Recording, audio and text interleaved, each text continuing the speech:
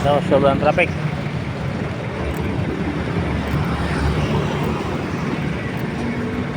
Nasa Intramuros na tayo.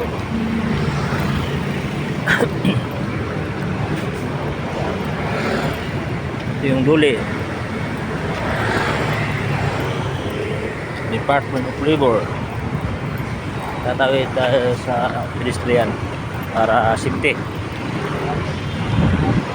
Safety first. Safety first.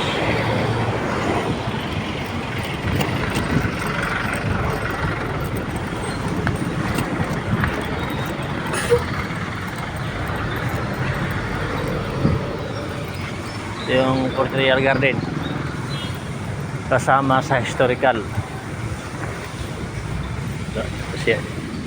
Ito yung ano natin, kasama sa sinaunang panahon. Ito yung parang kuweba, talagang mahirap pasukin nung panahon ng World War II. Ito yung kagandahan ng ating Intramuros. Yeah. Napakaganda talaga. Nandiyan sa likod yung golf course. Ito, mamaya, pupunta mamaya. Napakaganda. Ito sa parte sa 64 hectares ng Intramuros. Napakaganda. Ito yung tinatawag na Portrial Garden. Napakaganda. At parang kiba talaga. Nahihirapan na pumasok yung mga Amerikano ng panahon. Nung panahon ng World War ito, kasi napaka ang area. Napakakapal yung mga bato.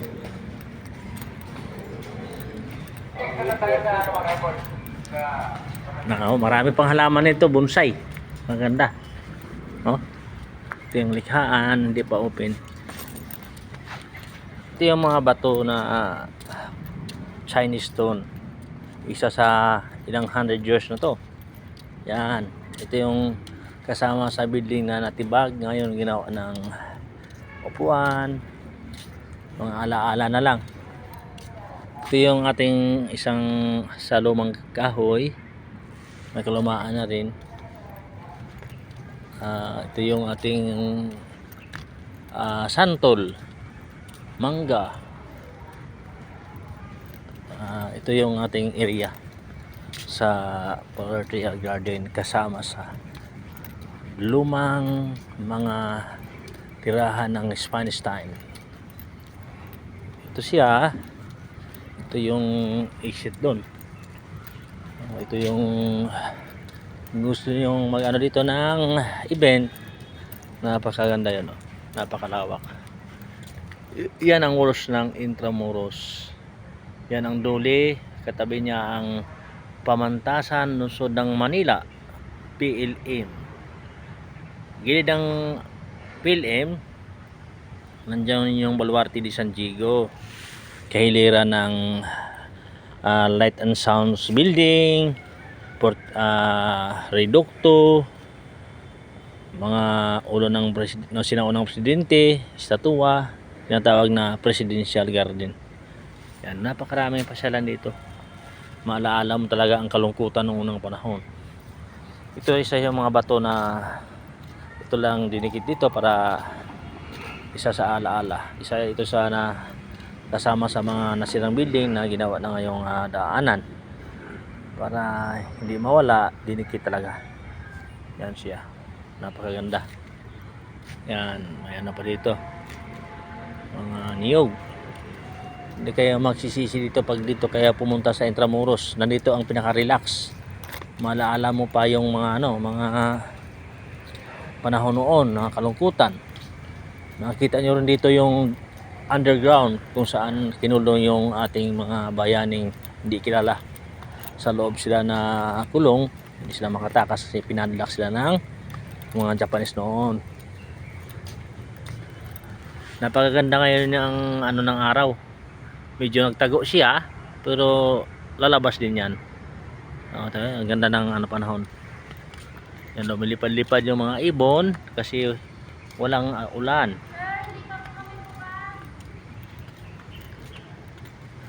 Yan oh, napakaganda.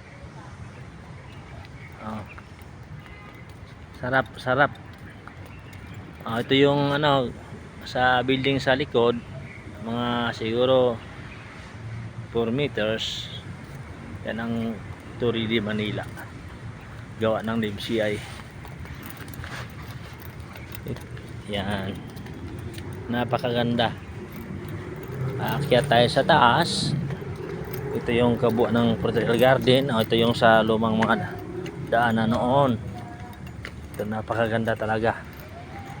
Hindi tayo magsisisi pag nandito kayo. May ibang halaman, sariwang hangin. Kasi yung mga polusyon, maharangan sila sa mga dahon. Hinihigop sila ng ating mga halaman, lalo sa mga kahoy. Napakaganda talaga. Yun, no? Ito yung mga pistuhan ng mga ano dati, ng mga kanyon. Yan. Yan siya, oh. Napakaganda. Sobrang ganda. Nakakawili talaga. Yan, no? Ito yung kataas ng Portugal Garden. Tanaw na tanaw talaga yung mga kalaban noon.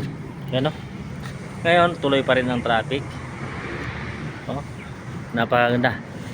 Sobrang ganda. Ito naman, oh.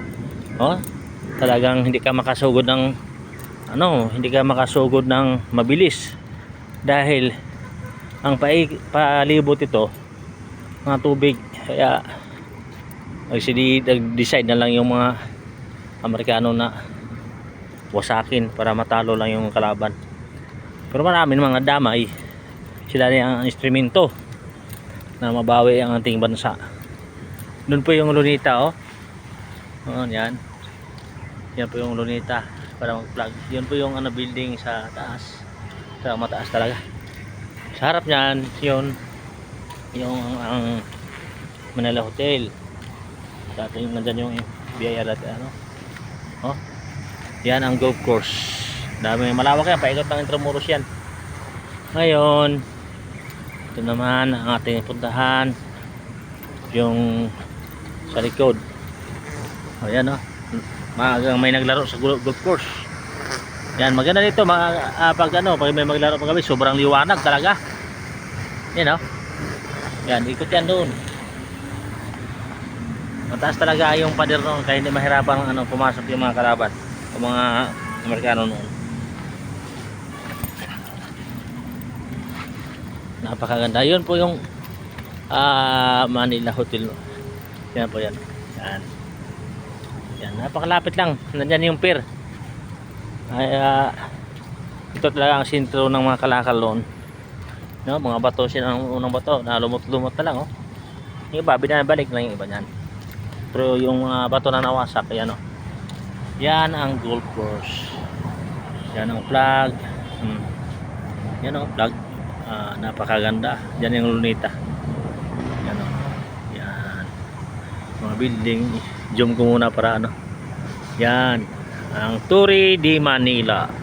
Kung saan ako nagtrabaho nung panahon na ng 2014 hanggang 18.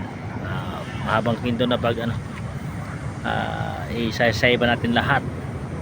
Basta nandito na ako sa historical. Masalamat din ako. Nandito yan, oh. Yung mga nag-crew na nagsiserve sa mga naglalaro, yan sila, oh. Tuloy-tuloy silang naglakad.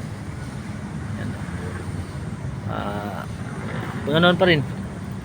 Kung gusto yung pumunta dito, mag-relax. Marami tayong mga dito, mga tour guide na legit, na DOT. May ID sila talaga. Para malaman natin ang kasaysayan ng Intramuros. Hindi natin baliwalain. Kasi nung unang panahon talaga, wala akong hilig sa history. Nung nakita ko na yung mga legit pictures, nakasakit ng damdamin. Kasi tao din sila, katulad natin. Wag kayong matubili na pumunta dito. Para ako'y nagsabi ng totoo, seryoso tayo kasi bisdak tayo, Bisayang dako. Ay proud as ikihod nun. Bisayang dako. Ito, bababa tayo, ha. Napakaganda talaga, oh. Kung maglaro kayo ng golf course, meron dito. Yan. Ito yung ating mabait na maintenance. Aga siya naglinis para sa mga bisita. Baba na tayo sa ano. Ito yung ano, dati talagang may malalim na ano noon. Ito tayo sa si Sunny Boy. Napakabait ito na manglilinis sa ating maintenance sa ating Intramuros. Baba na tayo sa parang hagdanan. Yan. Inikot ko lang yun. Ayan. Napakaganda ng ating historical. Huwag nang sanang bumalik yung panahon ng kalungkutan, World War 3. Huwag nang World War 3. Tama na yun. Nasin na pa tayo. Kailangan wala tayong bawat isa sa atin bansa walang pride. Kasi pag may pride, doon talaga magsisimula yung digmaan. Kailangan may pakumbaba tayo. Unang-una dasal na wag matuloy yung digmaan dahil mahirap. Maraming inosenteng mga madadamay lalo sa mga bata, mga buntis. Kawawa talaga. Kaya nakakalungkot. Kahit magsalita ako ngayon, talagang nakakalungkot yung mga sinapit ng ating mga ninuno noon, lalo ng World War II. Kung i-search natin sa buong Pilipinas, yung patay sa Pilipinas is 6 million Pilipino. I-try nyo lang i-search. Saka yung ang patay lang sa mga Amerikano 15,000. Biro mo yun, ang layo. At saka yung patay lang sa mga Japanese 300,000. At try nyo lang kasi kasama ko yung isang partner na nagsabi sa akin talagang napakalupit ang layo ng diferensya. Para tayong buhangin. Parang laruan lang. Kaya try yung bisita dito. Napakaganda. Ito yung playground na kung gusto yung ito na event. Maraming event dito. Yung Casa Manila. Mayroon nyo tayong Asian Garden. Kasi marami tayong baluarte dito. Unang-una dito sa Potrero Garden. Sumunod yung Baluarte de San Diego sa left side sa Santa Lucia Street. Presidential Garden, American Barracks or PC Barracks. Meron tayong mga walls ng mga sinaunang mga bato talaga yan. Saka meron tayong Baluarte de San Andres, Baluarte de Dilao sa harap ng City Hall, at meron tayong Baluarte de San Gabriel. Meron tayo. At una yung Port Santiago talaga, napakaganda doon, napakalawak. Masarap dito, talagang hindi kayo magsisisi. Kasi ilang taon ako dito nagtrabaho na ko talaga, naramdaman ko ang presensya ng may kasayahan at kalungkutan. Ingat tayo lahat. God bless all to everyone, all the world and all the Philippines, especially Bohol, Bumidiano, Bukol, Maata, Bios, and all my relatives of my mother, Nawanaw, Puintis, Bilarmuso. God bless all. Ito pa rin ang ating tagapalingkod, si Alexander Bumidiano from Siquijor, the blood of Bohol, Hanon. Adios la vista muna, baby, mga kaigsunan ko sa Kabisayan, Mindanao, all around the world. I love you all from the bottom of my heart.